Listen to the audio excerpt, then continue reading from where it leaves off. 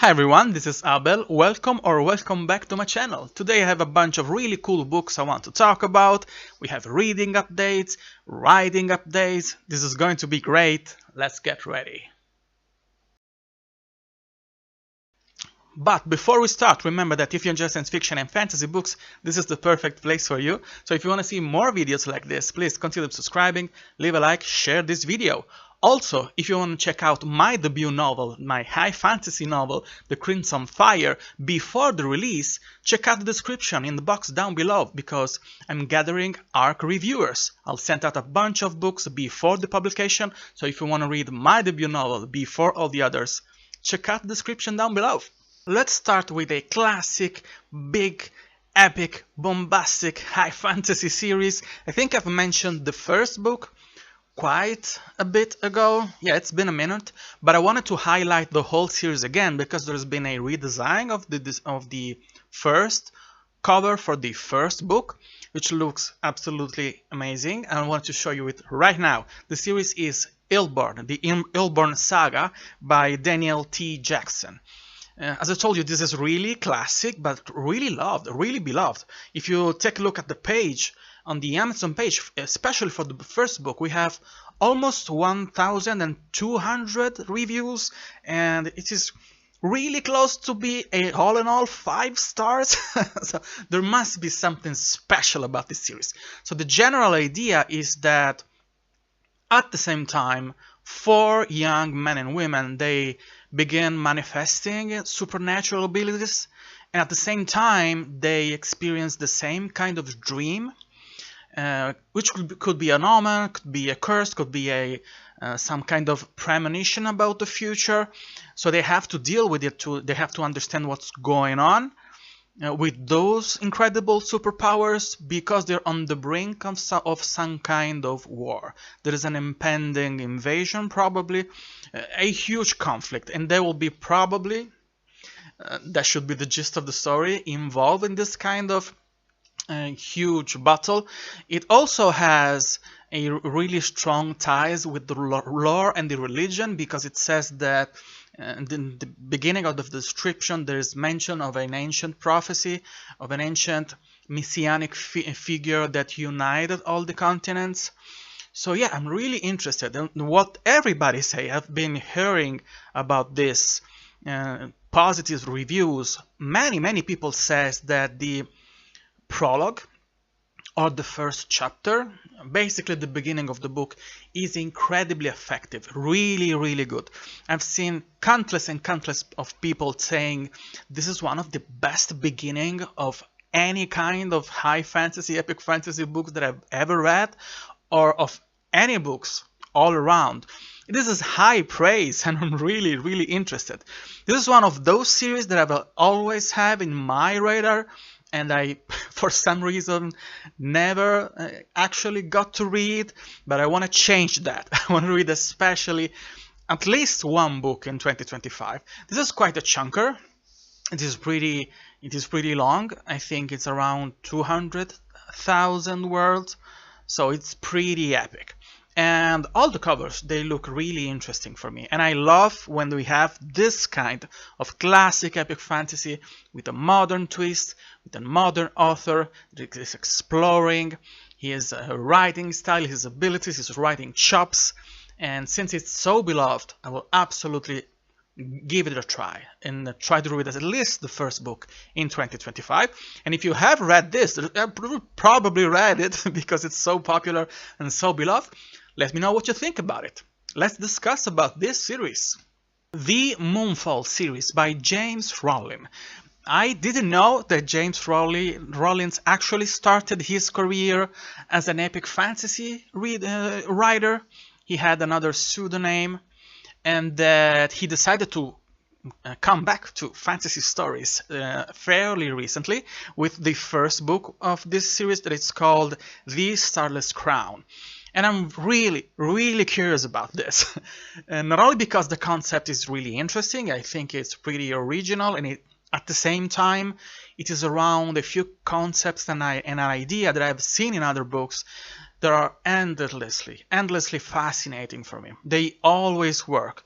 But also because I started reading his techno thriller series slash science fiction slash science fantasy, but they're usually pretty believable and based in actual science, modern science, or fields of science that are actually being developed right now, which is the Sigma Force series. Those are endlessly entertaining because James Rowling has this uncanny ability to write really engaging books that have a high, they are really well paced, with a high pacing, a lot of setup and payoff, with engaging characters, and I want to see how it all works, how it all translates again in fantasy stories, in high fantasy stories. I don't have a chance to read his original back catalog from the other pseudonym when he had other epic fantasy stories, because it's really difficult for me in Italy to get to those books, but will be really curious to see how his writing style worked in that field. This one sounds incredible to me because it has a specific shtick, a specific idea, which is that the planet, the main setting, is tidally locked. It doesn't rotate on its internal axis around its star. So you have a face of the planet being 24/7 completely scorched and burned by the sun, and the other side, which is the opposite of scorched, darkness and ice, both sides completely uninhabitable, unhospitable to human life. But there is a stripe of land, a band of land around the limit, where between and the division between sunlight and perpetual night, when actually life is possible. And I'm curious to see how this influences lifestyles of the populations and kingdoms and cultures that you have in that world, but also what kind of nature and animals and biomes can actually exist in a place like that. And actually, I have seen in interviews in the Bird of Darkness channel, YouTube channel. I lost the live interview, but I have seen the upload this morning where James Rollins was talking exactly about that he has this experience as a veterinarian, so as a vet, so he knows animals and how they work and how they're supposed to function in our actual world, but he was able to speculate how those lifestyle will change and life form will try to adapt to that kind of world. So I'm really curious and really interested. We have multi POVs, we have a student, a thief, a prince, and yeah, I want to know how it works, and I'm pretty sure this will be really fast-paced, really dramatic, really well developed. And if he is able, I'm absolutely sure, to translate the kind of high-octane action that we have in his techno thrillers in a high fantasy environment and writing style, with all the caveats and all the comforting things that we love and really enjoy in that kind of stories, this will be a win for me. This will be an incredibly influential series in my 2025. I can wait to read at least the first book in 2025. And if you have read it, let me know what you think about it. Let's talk about this book in the comments down below. A new release, actually an upcoming release. This will be released on March 25th. The title is Cello's Gate by Maurce. Let's get ready to the first butchering of the week. Maurce Africh. But let's say Maurce, okay? I book my Maurce. And if you ever watched this video, please feel free to correct me and be kind, because this is my brand. This is my thing. I enjoy destroying name and surnames from young and naive authors. I'm sorry. But the book looks incredible. Not only because the cover is so good. Is this from Felix Ortiz? This is from Felix Ortiz. I can recognize his hand like that. because it's so good. So the novel is a space opera, heist novel, 600 pages. It's about a group of pirates that they have this. They're infamous because they're so good.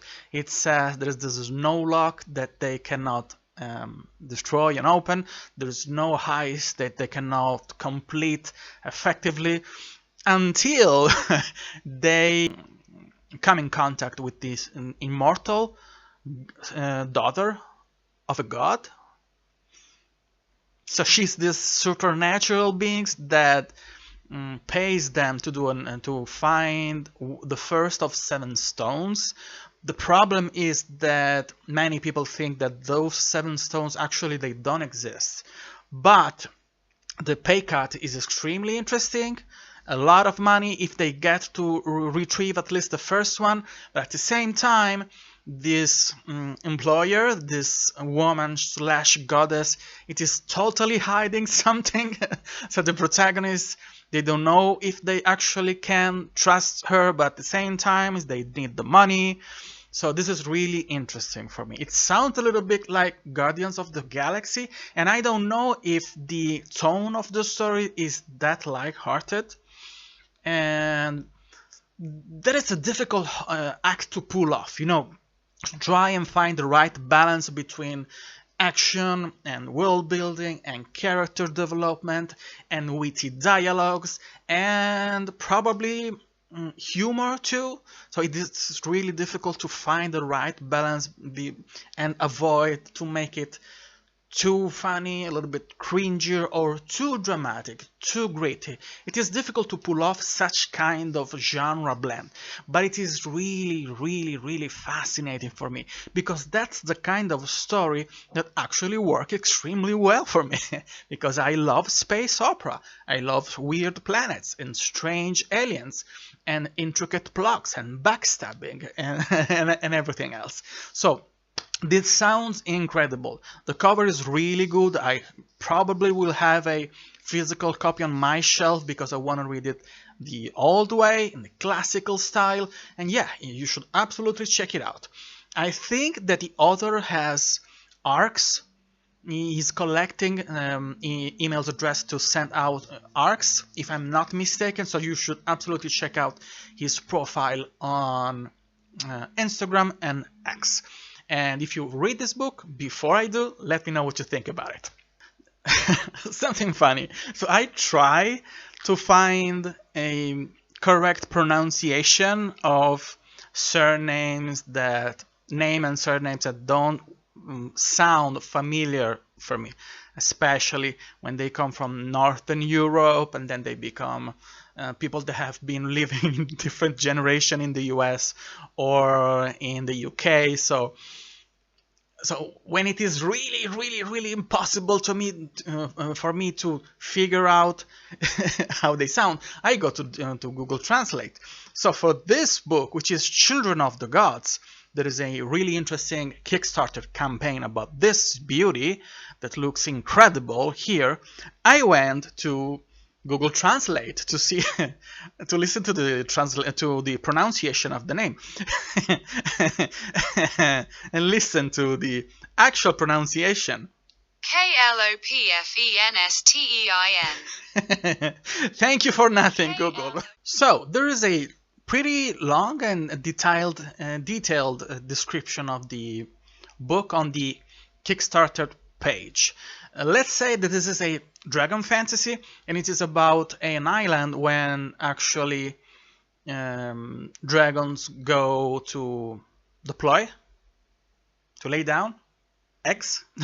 So it's an incredibly important place for that culture, of course, because dragons are so important, and there is a huge cast of people that somehow have to deal with it. The problem is that that island is kind of a mystery, of a sacred place, a hidden place, and somehow the secret is out, and everybody is going rushing to find and get as many Dragon Age eggs as possible.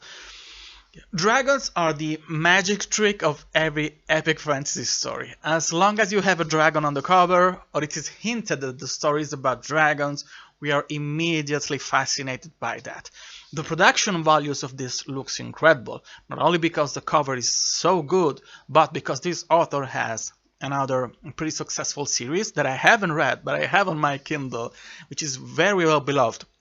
That series went to, especially I think the first volume or a couple of volumes of that series went through a really successful Kickstarter campaigns. So if you want to check out, the digital edition is really cheap, but if you want incredibly pretty editions, you can have those too. I'm really interested to this one. I should be, as a completist and a little bit of a OCD victim, go and read the first series to know everything about these authors too, but I'm pretty tempted to go and read this one first. I don't think they're connected, so I should be allowed to read this one without knowing anything about the other one. But yes, I'm really curious, and if you're going to support the Kickstarter campaign, and if you're interested in this series, let me know what you think about it. You should absolutely check it out for yourself. Let's talk about the Ships of Britannia series by E.M. Kkoulla. When the surnames sounds like cool, you know it's an interesting choice as an author name. But this one has how many books? We have 5 books out, and it is about an epic fantasy, but also alternate history, because it says in the description of the entire series. You'll see we have 5 books here. I'll try to do a graphic here with all the covers. That the Roman Empire never fell, the gods are real, and ships are alive. That's a nice idea. It's a really cool concept. At the beginning we have the main protagonist, probably Maya Abella. She's been accused to be the killer of her mistress, and she's on the run. And at the same time, she has to deal with a really inhospitable environment and political intrigue and backstabbing and all the things that we really love in this kind of really expensive and high-stake epic fantasy. The fact that we have 5 books out and that they have been published really consistently during the last couple of years give me really hopes for this to be a really successful series for me. The concept is enough. The covers are enough, and I really want to know how it all works, how that idea of changing something really important in our shared history makes for a good concept and a good playground for an interesting world building. So let's see how it works. I will let you know as soon as I read it, and you should absolutely check it out for yourself. Also, I want to shout out the Power of the Stars series by Brian Wilson. I have read the first 2 books and loved them. The first one is the Forsaken Planet, and the second one is the Son of the Prophets. The third book will come out soon, probably in May, and it's called The Dark Element. I have seen the cover. I cannot share the cover today, but it will be revealed during the next couple of days. I think this week, let's say. It is really interesting as a series. It's very well written, really engaging. This is a genre blend between science fiction, space opera, and epic fantasy. It really mixes well those 2 kind of stories, and it's a win-win for me, because those are my ballpark, as you know. The first book was really good, the second one is amazing, and I'm pretty sure that the third one will knock it out of the park and will turn it up to 11. It will be even better. Brian is collecting reviewers for the ARC team, so if you want to read the book before all the others and be on the first line reviewing it and enjoying it, please sign up. I'll try to put a link in the description down below. This is worth your time and your interest, so check it out as soon as you can. Reading updates. I have finished just a couple of days ago a short story / novella that I cannot discuss here. I can only tell you that it is really good. It's by author Lydia J. Elliott, and I'm really honored because I've been involved in some capacity and I cannot tell you more about that, but I'm really proud of my little, really small contribution to this one. But keep your eyes peeled for this one. I'll tell you more about this upcoming release. And then I'm reading Heliotrope from Palmer Pickering. I'm also reading something else about her that I'm not at liberty to discuss with you now, but it is really, really, really fun. I'm also reading another book from Ryan and Patrick. This one is taking me a little bit longer because I'm enjoying it so much. I'm reading it really, really slowly and savoring it because it works really well, and I want to talk about this book, but I cannot because it's a secret. Yeah, Ryan, I'm sorry if it's taking me so long, but I'm loving it, and I will give it a glowing review unless you mess it up at the end. Hopefully not, but yeah, I want to explain why this is working so well for me. And I'm also reading Sleeping Words Have No Memory by Yaroslav Bershikov. I am around the 50% page count of this one. It gets even better. I told you that at the beginning was really interesting in my last video, and that I had good vibes about this story, and I was right. And I know and I understand why this story has been so very well beloved, and why the reviews are so good about this one. So that's it for the reading updates. Let's do a little bit of a book haul. So as I told you last time, not in my most recent video, but one of my most recent videos, many authors have decided to give me their books, and I'm really proud of it and really, really grateful. So given the fact that I cannot make an entire video with a book haul because it will take me too much time, and as you know, I don't upload videos every week because I cannot do that. I decided to sprinkle a little bit of books in my regular videos because they look incredible, and because I'm grateful, and because they made my library so beautiful. So I want to show the first two books in the Binding Tenets trilogy by G.J. Terral. The first one is Blood Woven by G.J. Terral, and the artist is Italian, is Cristina Leone. Congratulations, Cristina, because this one looks incredible. So this one is a high fantasy, a little bit of dark fantasy, maybe with northern aesthetic and inspiration. And the back says that Lynn is ready to settle down. Then his world is shatters, but something really evil that happens. He's branded on his flesh against his will to save his life.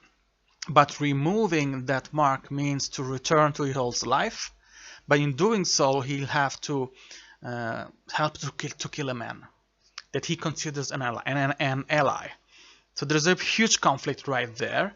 This is really, it looks really, really nice. It has also a really nice formatting, and the author was so kind to send me also book plates here with his sign. So yeah, I'm really proud about this, and I want to know why is there a baby on the cover with this really muscular and burly guy. The second one is Bloodbound. It's a little bit thicker, yeah, you know, and I'm not going to read the synopsis behind because I don't want to spoil the story. This is really, really interesting. Also the art by Cristina Leone too. Really well done. Yeah, I'm really grateful. Thank you, GJ, for this one. This is one of my priority reads for 2025. I can't wait to read those, and I can't wait to know more about the third release of book 3. Yeah, you should absolutely check them out. Then another book that looks stunning. This is probably one of the best covers that I've seen in 2024/2025, and it is of course by Jeff Brown because he's a genius. Let's look at this one. The title is Ludik, Ludik, and the Runaway Mountain. I've told you about this book in a couple of videos ago, and it is about a runaway mountain that destroyed everything, and a young man that is going to try and catch it. It could be. Let's read the blurb. Most people call me Ludi or Lud, even though my name is Ludik. Or they do call me Ludik, but I can catch the K on their lips. No, it doesn't bother me being deaf. That's it. Still, if given the chance, I would have gone with ugly. There are many misconceptions about deafness, but the oddest to me is that we are void of sound, which is simply not true. And it is with a sound that my story begins, with the earth-shattering thunder of a runaway mountain. The mountain destroyed everything that I've known. My village, my friends, my family, all gone. I don't care why it ran. I'll make sure it never moves again. So yeah, this is a badass description. The book looks incredible with the all wraparound illustration. Looks like a little treasure, and reviews all around are really strong. John Ilho is a treasure of a man. It's been really nice, really great to interact with him in this on Instagram. I have already seen the cover for his next book, and I have told you about the concept of that one in my video with my most anticipated books from 2025, and it is a genre blend of science fiction and post-apocalyptic fiction and cooking. So yeah, it looks really interesting. I've seen the covers, as I told you, but I cannot discuss about it. I want to show you when it will be. The cover will help. I'll be involved in it, and I will absolutely give a shout out to that one. So let's give it a look. Looks amazing. Really proud to have it on my shelves. Check it out. Absolutely check it out. Then let's talk about, let me brag about The Visionary by Matt Sparrow. This is a really cool cover. This is a handsome book. Let's take a look. This is the back. So this one was to a present by the author. This is my review copy, and I like the fact that the book is full of other things, of additional material inside, with appendixes, with illustrations and things to make the world building richer. This is a really well thought out story. The concept and the world building, the way it should work, this is incredible. So if you like physical copies, this one is totally worth your money. I was going to buy it for myself. I'm really happy I have it as a present and has a review copy. But yes. Look at this. Wow. Wow, absolutely. Really good. So, the synopsis is pretty vague, and it's a good thing. I think it's the kind of book that you should jump in blind, trying to be surprised by the book itself. It says that the idea of equality has nothing to do with reality. If every member of the party is called a duke, and everyone keeps addressing him as if he were a real duke, what does it mean? I want to know. So the protagonist is a politician by obligation and a scientist at heart. Overwhelmed by a system that suppresses individuality, the would-be party member locks himself in his office and actually opens a door to another planet. What does it mean? We're going to discover it in this really beautiful book. Thank you, Matt. I'm really proud to have this one in my library. It looks amazing, and I'm pretty sure the story is incredible too. You should absolutely check it out for yourself. Then let me show you two novellas by author Rohan O'Doyle. I'm sorry, Rohan. They look incredible. The first one is Cold Rising, a Cold Rush novella So I bet these are part of a shared universe, but they're supposed to be standalones, so you can read either of those as the first one, and the other one is Cold-Blooded, a Cold Rush novella. So the author was kind enough to send me reviews copies. This is the most recent one, and this is the first one. It says, after a job gone wrong, Special Agent Ilho is trapped within the bowels of Maurce, with no means to escape. The device that imprisons the trauma within them is about to fail, and the past terrors kept hidden by it must be contained by Ilho's sanity and everyone's safety. From the darkness comes a tiny voice and a tinier hope. Hello! So, this is really cool. The novel is about... It's science fiction, but there could be something really spooky here. Something eldritch related, maybe. Let's see. This one looks much more bombastic and much more action-packed. On the back, there's only a couple of sentences. They say, "Don't mistake my silence for weakness. No one plans a murder out loud." What? So this one looks really nice too, because it has illustrations on the chapter header. Let me see if I can find one. See? Looks really, really nice. So they're both science fiction. The author is a really interesting person, a really sweet man. And yeah, I'm really curious to see how the rest of the story goes. We have other illustrations here. It looks a little bit like Master Chief from Halo, or it is actually a robot. It looks like a power armor. Is it an armor, or is it a robot? We'll see. By reading it, we'll discover the truth, and you should absolutely check them out. So remember, the first one is Cold Rising, the second one is Cold-Blooded. Check them out. Then, this was quite the experience.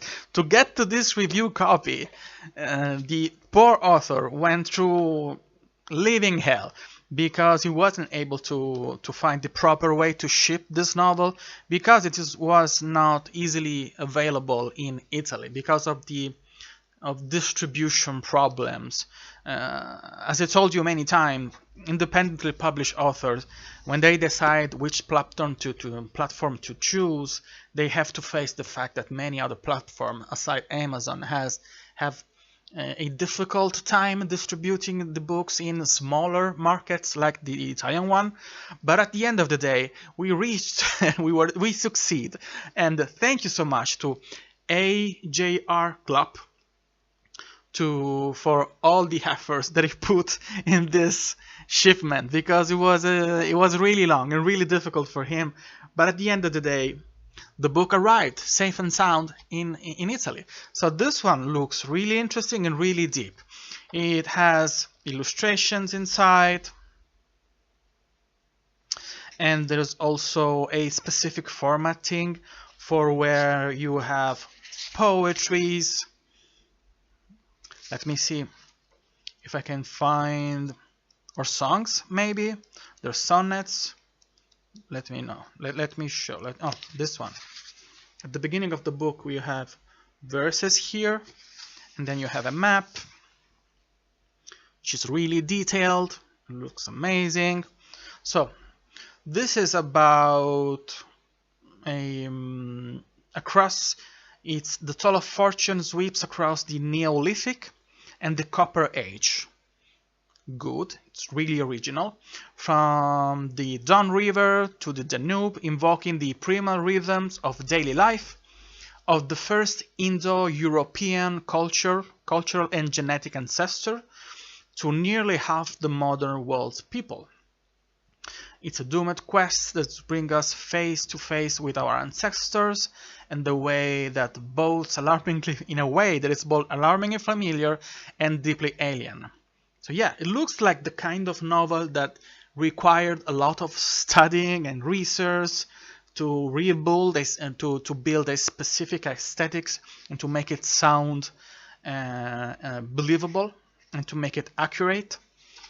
It's something that we don't see really often because we love our medieval epic fantasy so much that sometimes it looks like there's no space for any other aesthetics or historical inspiration for the setting and the world building. But this one looks completely original, and I'm here for that. Give me more. Give me more original influences. See? Yeah, and I have to say that I'm really happy that I have a chance to read it on a physical, hard format, because I'm pretty sure that this kind of design would have been really difficult to replicate on an ebook. So yeah, you should give it a try, and if you have read it, let me know what you think about it. And thank you, AJR, for being so relentlessly strong and for all the effort that you put in the production, but also in the shipment. I'm really grateful. Now let me brag about an author that decided to send me basically everything that he published until now. I think I missed just one book. It is Nick Snape, which is an incredible human being, a great author, and it will make my 2025 better. So let me show the first book that he sent me, which is a Dragon of the Veil. This is a dark fantasy, epic fantasy. I've talked about this book in a couple of videos ago when I was giving an overview of all the books from this author. This looks really cool. Dungeons and Dragons maybe inspired RPG with this really cool dark fantasy aesthetics. We have book 2 out, and I think we had a cover reveal for the third too. I'm not sure. I should be better prepared. I'm sorry.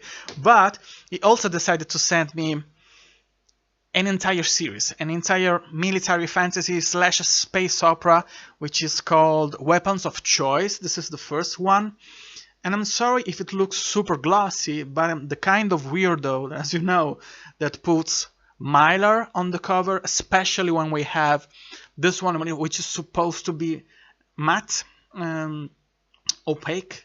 Here, it looks better in a picture if you don't have this glossy thing, but this way it will be pristine forever. This is the spine. So the first one is a Hostile Contact. This is about a group, a soldier, highly decorated, that is going to teach younger soldiers to do their things, to be soldiers, and at the same time they have to face an invasion. So they're not actually really well equipped to fight the way they're supposed to. But Nick told me that even if the first bunch of books in this series are really short, they become much more deeper, and there's a great character development the more you read. So this is the second one, which is Return Protocol. This is the spine. And then we have the third one, which is Zuri's War. These covers are all so cinematic. They look like movies, and I love that. Thin Sword, this is book 4. Then we have Alien Rebirth, which is the fifth book, with this really cool red. And then we have Invasive Species. This is the 6th, book 6. And then they become bigger. Legion Earth is book 7. You see that it's progressively bigger and more intense probably. And I like the formatting too. And the last one, which is the chunker that closes up all the story, is Nemesis Earth, book 8. Thank you, Nick. I'm really proud. They look incredible. They make my library even more stunning, and to be fair, I have moved a few things to make a little bit of space, and we all know what it means. It means that we're going to collect more books. Yeah, thank you, Nick. Thank you, Nick. They look incredible. I'm really happy, and I'm going to read at least a couple of those in 2025. And the last, this one is, I'm really proud and I'm bragging about it because it's not that easy to get ARCs, advanced reader copies of books, especially when they're self-published, because they're so expensive, because authors, they have to cash out the monies to send out those copies. So when Andrew Watson was collecting ARC readers for the second installment in this dark fantasy series, I told him, you know, Andrew, I'm okay with ebooks. I reviewed actually Harbinger of Justice on ebook before the release a couple of years ago. It's more than 1 year ago, and I loved it. And then I went on and bought my copy, which is down here, I think. Yes, and so I told him, I'm happy to read the ebook, but if you happen to have a physical copy of book 2, I'm happy too. And it happened, guy. It happened. I have a copy here of the Black Mantle.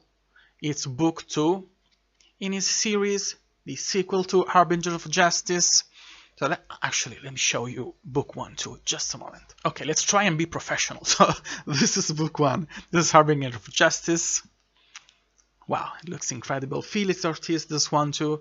Okay, this one I really loved. It's Egyptian inspired. It has a very good characters. It has a really incredible ending.